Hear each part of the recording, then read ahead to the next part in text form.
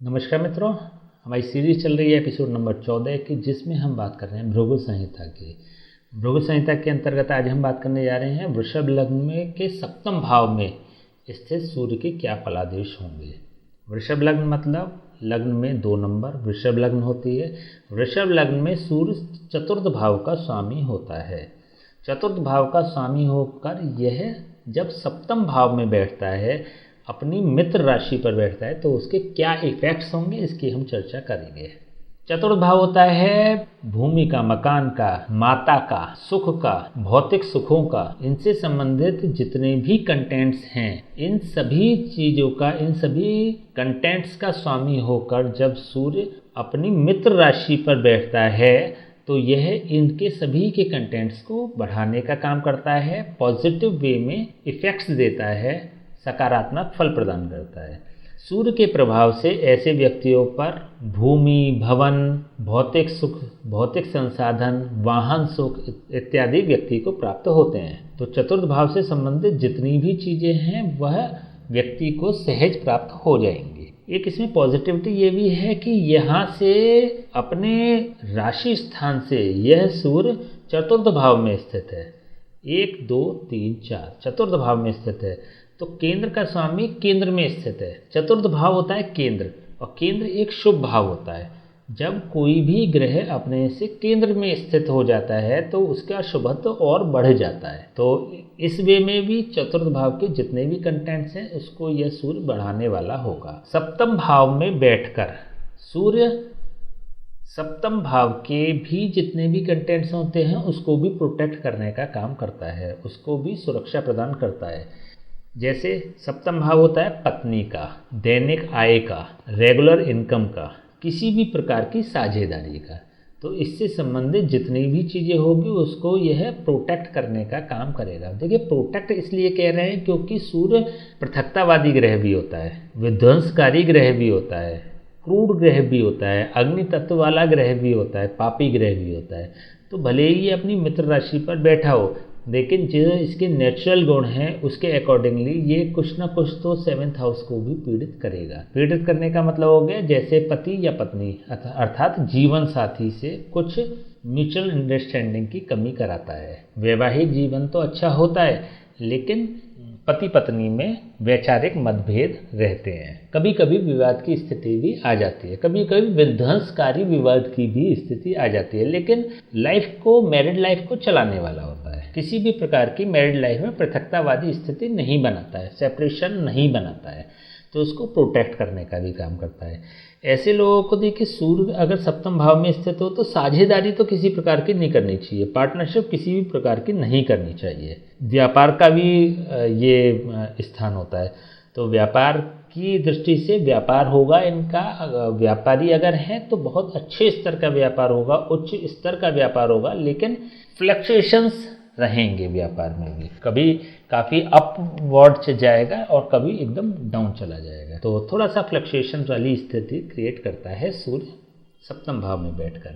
सूर्य की सप्तम दृष्टि लग्न भाव पर जब पड़ती है, लग्न में वृषभ राशि है, वृषभ राशि का स्वामी होता है शुक्र, और शुक्र सूर्य का शत्रु है।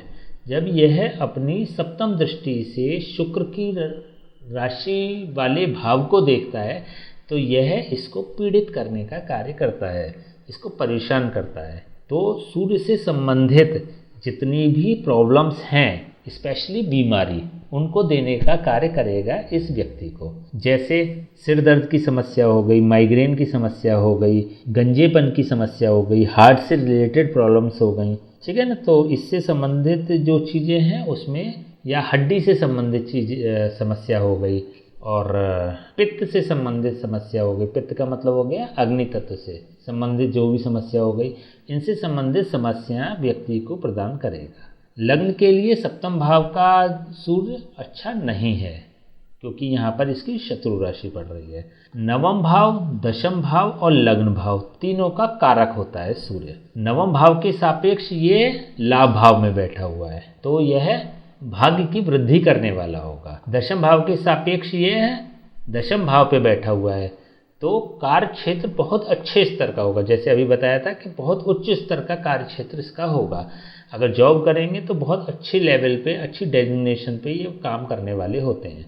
और लग्न के सापेक्ष अगर देखें सूर्य को, तो ऐसे लोग मान सम्मान, प्रतिष्ठा और प्रभाव इनका बहुत अच्छा होता है, सम्मानीय व्यक्ति होते हैं, डोमिनेंट नेचर होता है, शासनात्मक प्रवृत्ति होती है, नॉलेजेबल व्यक्ति होते हैं, ज्ञानी लोग होते हैं। यदि चतुर्थ भाव के सापेक्ष अगर बात करें तो चतुर्थ भाव से भी ये केंद्र में स्थित है, तो चतुर्थ भाव के कंटेंट्स को तो बढ़ा ही देगा, अभी बात कर चुके हैं।